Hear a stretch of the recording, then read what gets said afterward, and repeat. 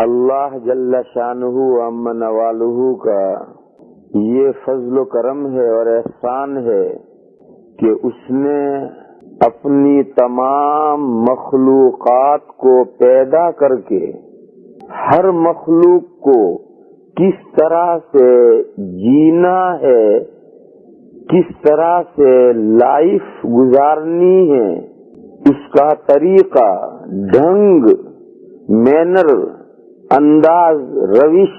ہر مخلوق کو اللہ تعالیٰ نے سکھا دی۔ قرآن کریم میں ایک جگہ پر یہ مضمون ہے، حضرت موسیٰ علیہ السلام نے فرعون کے سامنے اللہ کا تعارف کرایا ہے، کہ اللہ کو سمجھایا ہے، اللہ کی پہچان کروائی ہے۔ تو حضرت موسیٰ علیہ السلام نے اللہ کا تعارف کراتے ہوئے جو کئی باتیں کہی ہیں، ان میں سے ایک بات انہوں نے یہ کہی ہے، الذی اعطى كل شيء خلقه ثم هدى۔ اللہ وہ ہستی ہیں جنہوں نے ہر مخلوق کو، کریچر کو، ہر مخلوق کو اس کی بناوٹ دی، یعنی ہر مخلوق کو جیسا ہونا چاہیے تھا ویسا اللہ نے اس کو بنایا۔ اللہ نے ہر مخلوق کو اس کی بناوٹ دی، اس کی بناوٹ دی یعنی جس مخلوق کو جیسا ہونا چاہیے تھا ایسا اللہ نے اسے بنایا۔ کبوتر کو جیسا ہونا چاہیے تھا ویسا اسے بنایا، ہاتھی کو جیسا ہونا چاہیے تھا ویسا ہاتھی کو بنایا۔ یہ نہیں کہ ہاتھی کبوتر کو تو ہاتھی جیسا بنا دیا اور ہاتھی کو کبوتر جیسا بنا دیا۔ اگر کبوتر کو ہاتھی جیسا بناتے تو اڑتا کیسے، اور ہاتھی کو کبوتر جیسا بنا دیتے تو اس کو لوگ سواری کیسے کرتے۔ پرندے کو پرندے جیسا بنا دیا، اس کو خاص طرح کے پر دے دیے، خاص طرح کی دم دے دی، خاص طرح کی چونچ دے دی، یہ سب اس کو انداز دیا ہے، اسی کے سہارے وہ اڑتا ہے۔ اسی لیے آج دنیا میں جتنے پلین ہیں وہ سارے پرندوں کی شکلوں پر بنائے گئے ہیں، ان کے لیے بھی پر ہیں، ان کے لیے دم ہے، ان کے لیے چونچ ہے، حتیٰ کہ پیچھے سوراخ بھی ہے۔ وہ سوراخ کہیں اور نہیں رکھا جا سکتا ہے، رکھا جا سکتا ہے مگر وہ پلین میں وہی ضروری ہے۔ تو بالکل پرندے کی کاپی کی ہے، جو پرندے ہیں ان کی کاپی کی ہے پلین میں اور ہوائی جہاز میں۔ بیل جیسا، پرندے کو بیل جیسا بناتے، پرندہ بیل جیسا بناتے تو وہ پرندہ اڑ نہ سکتا، اور بیل کو پرندے کی شکل دے دیں تو وہ بیل کس کام کا، وہ ہل میں کیسے چلے گا۔ اور دیکھو تمام چرندے اور پرندوں کو چھوڑ کر کے پانی کے اندر جو تیرنے والے ہیں ان کو شکل ہی الگ دی، ان کے سانس لینے کا طریقہ الگ دیا، ان کے پر الگ دیے جس سے وہ آگے بڑھتے ہیں، ان کی ڈیزائن الگ دی جس سے وہ پانی چیرتے ہیں۔ سمندر میں رہنے والے سبھی جانوروں کو سملر ایک ڈیزائن دی ہے، حالانکہ سمندر میں الگ الگ جانور ہوتے ہیں۔ مچھلی کے علاوہ بے شمار کروڑوں جانور ہیں، اور خشکی میں جو جانور ہیں وہ سب وہاں ہیں، حتیٰ کہ سمندر کا بیل بھی ہوتا ہے، سمندر کی بھینس بھی ہوتی ہے، سمندر کی گائے بھی ہوتی ہے، سمندر کا خنزیر بھی ہوتا ہے، سمندر کا گھوڑا بھی ہوتا ہے، حتیٰ کہ سمندر کا انسان بھی ہوتا ہے، سمندر کا انسان بھی ہوتا ہے، مگر وہ سب نام ہیں، باقی شکلیں سب کی مچھلی سے ملتی جلتی ہیں۔ کیوں؟ سمندر میں پانی میں رہنے کے لیے اور وہاں زندگی گزارنے کے لیے اسی طرح کی بناوٹ ضروری ہے۔ اگر اسے پرندے جیسی بناوٹ دے دیتے یا حیوانات چرندوں جیسی شکل دے دیتے تو پانی میں زندہ نہ رہ سکتے۔ غرض اللہ پاک جل شانہ عم نوالہ کا تعارف کراتے ہوئے حضرت موسیٰ علیہ السلام نے فرمایا، الذی اعطى كل شيء خلقه ثم هدى۔ اللہ وہ ہیں جنہوں نے ہر چیز کو اس کی بناوٹ دی، پھر اسے راستہ دکھایا، ثم ہدی، پھر اسے راستہ دکھایا۔ راستہ دکھایا کس چیز کا؟ اسے دنیا میں کیسے جینا ہے، دنیا میں اسے اپنی لائف کیسے بنانی ہے، یہ اللہ نے ہر مخلوق کو راستہ دکھا دیا ہے۔ کسی مخلوق کو پڑھنا نہیں پڑتا، ہر مخلوق پیدا ہوتے ہی سمجھ جاتی ہے کہ اسے دنیا میں لائف کیسے گزارنی، اور ہر مخلوق کو اللہ نے جو لائف سمجھا دی ہے ہر مخلوق اسی لائف کے دائرے میں رہتا ہے، اور اگر وہ اپنا دائرہ بدلے تو وہ مثل ہو جاتی ہے کہ کوا کبوتر کی چال چلنے گیا تو اپنی بھی چال بھول گیا۔ پرانی مثل ہے، گجراتی میں بھی ہے، اردو میں بھی ہے، سبھی زبانوں میں ہے کہ ایک کوا تھا، اس نے کبوتر کو دیکھا کہ بڑا شاندار کبوتر چل رہا ہے، تو اس کوے نے بھی چاہا کہ ایکٹنگ کروں اور کبوتر کی چال چلوں، تو ایکٹنگ کرنے گیا تو کبوتر کی تو اسے آئی نہیں، اپنی بھول گیا۔ یہ ایک مثال ہے، کہاوت ہے کہ جانور اگر اپنی چال بدل کر دوسرے کی چال میں جائیں گے، اپنا مینر اور طریقہ بدل کر دوسرے جانور کا طریقہ اختیار کریں گے، اپنی لائف کا جو انداز ہے وہ بدل کر دوسرا اختیار کریں گے، تو وہ اپنا نقصان کر بیٹھیں گے۔ اور عام طور پر جانور دوسروں کا طریقہ اختیار کرتے نہیں ہیں، وہ جو طریقہ اللہ نے ان کو فطری طور پر سکھلا دیا اور سمجھا دیا اسی میں رہتے ہیں۔ مگر میری بہنوں اور میرے بھائیوں، اللہ تعالیٰ نے انسان کو تھوڑا سا اختیار دے کر تھوڑا سا اختیار دے کر پیدا کیا، اسے بھی جینے کا طریقہ سکھلایا ہے، انسان کو بھی جینے کا طریقہ سکھلایا ہے، مگر صرف انسان کو جو پیدائش سے نیچر میں جو جینے کا طریقہ اس کے ڈالا گیا تھا اس پر اللہ تعالیٰ نے اکتفا نہیں کی، بلکہ اسے آسمان سے وحیاں نازل کر کے بھی اسے جینے کا شاندار طریقہ بتلایا کہ دیکھو جینے کا شاندار طریقہ یہ کیوں ہر مخلوق کو تو پیدا کر کے ان کے فطرت میں ان کے نیچر میں جینے کا طریقہ ڈال دیا تھا، انسان کو بھی پیدا کر کے اس کے نیچر میں جینے کا طریقہ سمجھایا گیا ہے، اس کے اوپر اکتفا کیوں نہیں کی؟ اس سے آگے اللہ تعالیٰ نے نبی بھیجے، وحیاں بھیجی، آسمان سے کتابیں بھیجی اور جینے کا طریقہ اور سکھلایا۔ اس کی کیا ضرورت ہے؟ اس کی ضرورت دو وجہ سے ضرورت ہے انسان کو۔ ایک تو یہ کہ جانور جس طریقے پر پیدا کر دیے گئے ہیں اسی طریقے پر پوری زندگی چلتے رہتے ہیں، وہ اپنا جینے کا طریقہ چینج نہیں کرتے، اس لیے انہیں کوئی تعلیم دینے کی ضرورت ہی نہیں۔ جس طریقے پر پیدا کیے گئے ہیں اسی طریقے پر وہ جی رہے ہیں، وہ تو اپنا طریقہ چینج کرتے ہی نہیں ہیں۔ اور انسان کو اللہ نے تھوڑا سا اختیار دیا ہے، وہ اپنا وہ طریقہ جو اللہ نے فطری طور پر اسے پیدا کیا ہے اسے وہ چینج کر سکتا ہے اور کرتا ہے۔ جب چینج کر سکتا ہے اور کرتا ہے تو اب جب چینجنگ کرے گا تو اچھے طریقے کی طرف بھی چینجنگ کر سکتا ہے، برے طریقے کی طرف بھی چینجنگ کر سکتا ہے۔ اس لیے اللہ نے آسمان سے وحیاں اور کتابیں نازل کر کے انسان کو بہترین طریقہ بتلایا کہ دیکھو تم اپنی زندگی بدلو تو اس بہترین طریقے پر جاؤ۔ ایک تو انسان کو طریقہ بتلانے کی اور سکھلانے کی ضرورت یہ پیش آئی۔ دوسری ضرورت یہ ہے کہ تمام مخلوقات بھی مخلوقات ہیں، انسان بھی اللہ کی ایک مخلوقات ہے، لیکن تمام مخلوقات لو کلاس میں ہیں، نیچے ہیں، سیکنڈ درجے میں ہیں، اور انسان اشرف المخلوقات ہے، سب سے ہائی کلاس مخلوق ہے، اعلیٰ درجے کی مخلوق ہے۔ اور دنیا میں یہ ہے جتنا آدمی کا اسٹینڈرڈ بڑھتا ہے اتنا ہی اس کا لیول آف لیونگ بڑھتا ہے۔ تو جب انسان ہائی کلاس میں ہے تو اس کی زندگی گزارنے کا طریقہ بھی ہائی کلاس چاہیے، اور وہ جو فطرت میں طریقہ ڈالا گیا ہے وہ تو فطری ہے، اور فطری بات ہمیشہ ہائی کلاس نہیں ہوتی، فطری بات ہائی کلاس نہیں ہوتی ہے، ہائی کلاس کو تو حاصل کرنا پڑتا ہے۔ دیکھو مثال سمجھو، ہر مخلوق کو اللہ نے ایک نالج دی ہے جو اس کے نیچر میں رکھی ہے،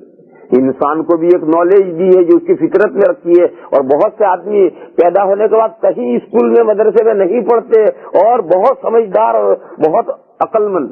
اور بہت کچھ جانتے ہیں، لیکن یہ فطری نالج ہے۔ فطری نالج کبھی ایجوکیشن کی برابری نہیں کر سکتی۔ ایجوکیشن سے جو نالج آتی ہے وہ نالج ہائی کلاس نالج ہے، اور وہ جو فطرت میں نالج ہے وہ تو اس کے ایک لیول پر ہی رہے گی، ایک درجے پر ہی رہے گی۔ لہذا انسان کی فطرت میں جو جینے کا طریقہ ہے وہ تو فطری طریقہ ہے، اور فطری طریقہ کبھی ہائی کلاس نہیں ہوتا ہے، وہ تو ایک اپنے خاص انداز پر ہوتا ہے۔ اس کو ہائی کلاس بنانا ہو تو اس کو ترقی دے کر آگے لے جانا پڑے گا۔ دیکھو اس کی مثال سمجھو، جنگل میں ساری لکڑیاں ہیں، یہ لکڑیاں سب ابڑ کبڑ ہیں، اس کو ہائی کلاس بنانا ہو تو اس کو کاٹنا، چھیلنا، رندا لگانا اور اس کی ڈیزائن بنانا، اور پھر وہ لکڑی شاندار ڈیزائن بنے گی، لیکن جنگل میں کھڑی کھڑی وہ شاندار ڈیزائن میں نہیں آئے گی۔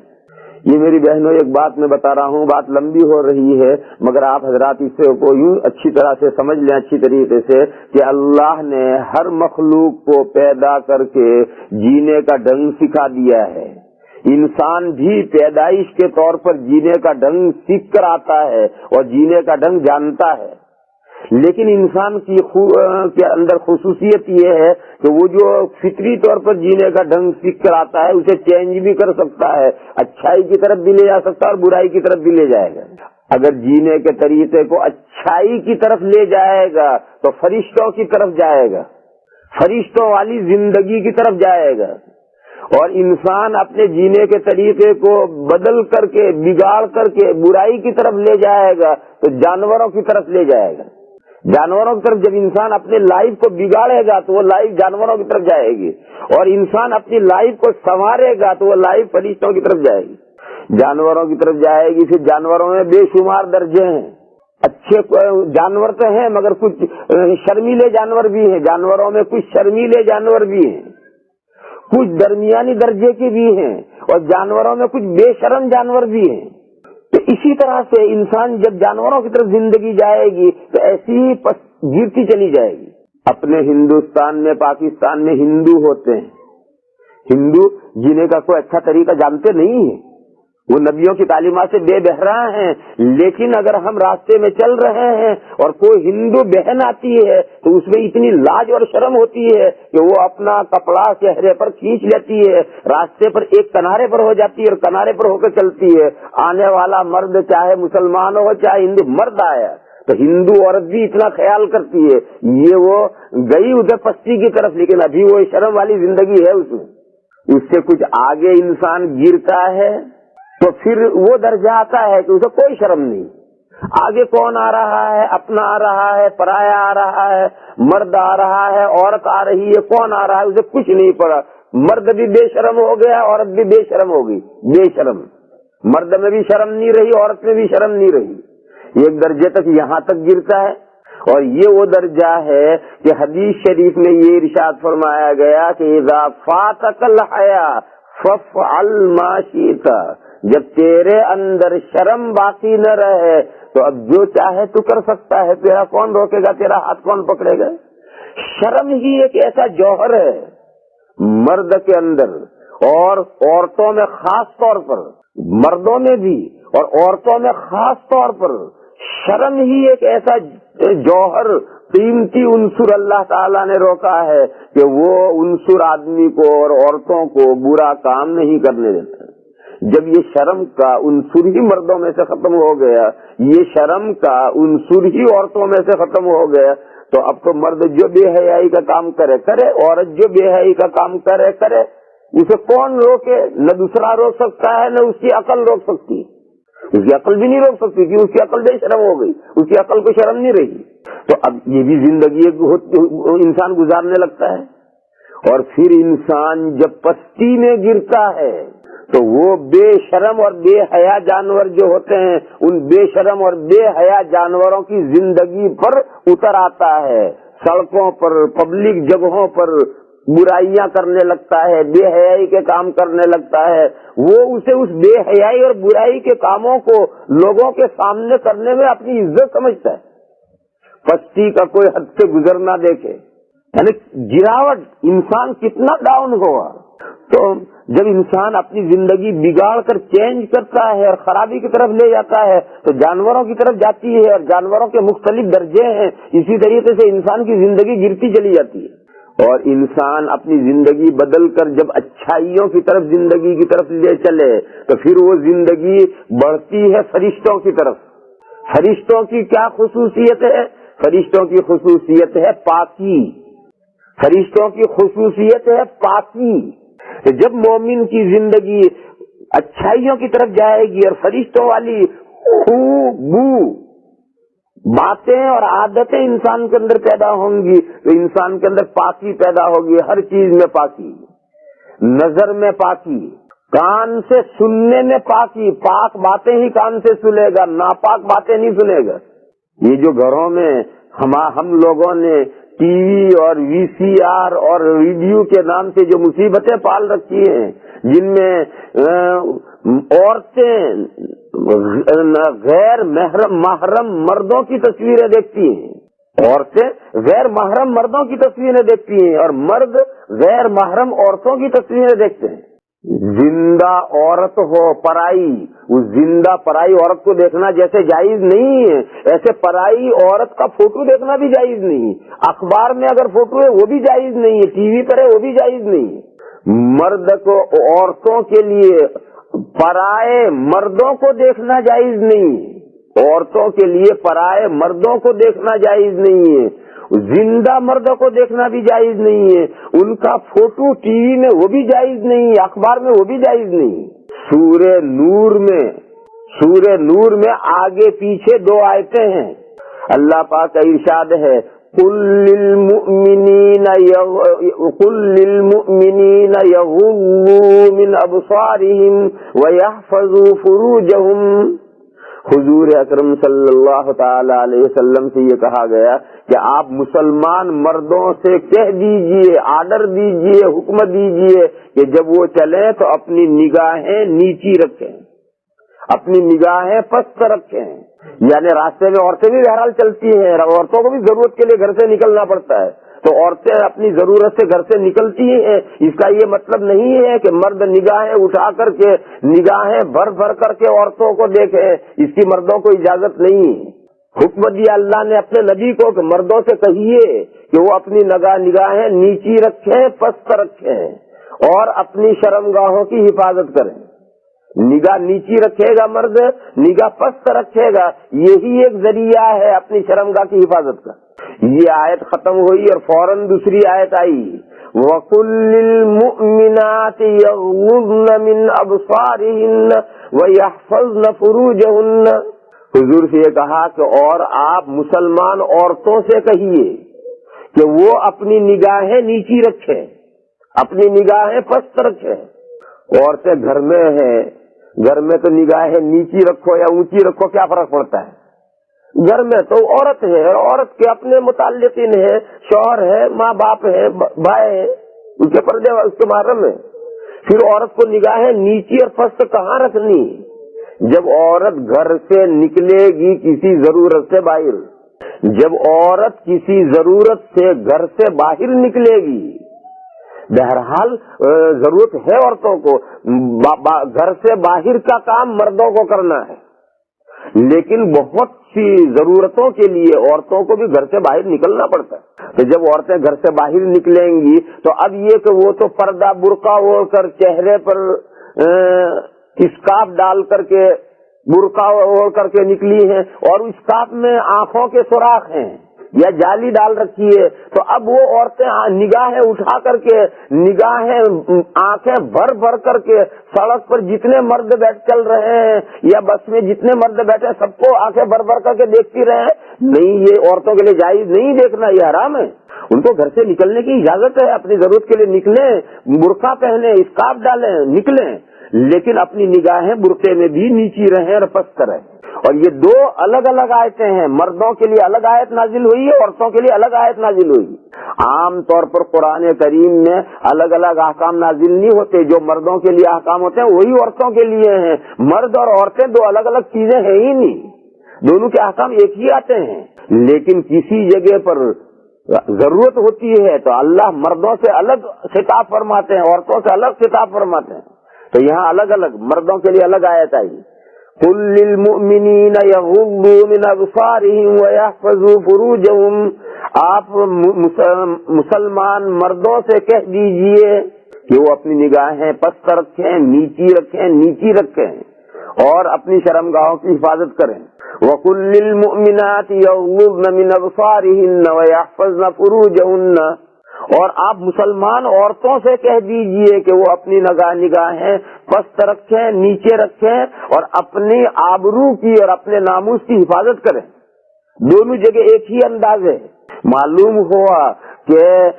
آبرو اور ناموس کی حفاظت کا ذریعہ آنکھ سے شروع ہوتا ہے۔ اگر مرد اپنی آنکھ کی حفاظت کرے گا تو اپنی آبرو کی حفاظت کرے گا، ورنہ اس کی آبرو محفوظ نہیں رہ سکتی۔ عورت کا بھی یہی حکم ہے کہ اس کی حفاظت کا ذریعہ آنکھ سے شروع ہوتا ہے. اگر وہ اپنی آنکھ کی حفاظت کرے گا تو وہ اپنی آبرو کی حفاظت کر سکے گی, اور اگر اپنی آنکھ کی حفاظت نہیں کرے گی تو اس کی آبرو محفوظ نہیں رہ سکتی. تو میں اب یہ کر رہا تھا کہ جب انسان اپنی زندگی کو اچھی بنائے گا تو پاکی کی طرف جائے گی زندگی. کیا کی پاکی؟ آنکھوں کی پاکی, کانوں کی پاکی,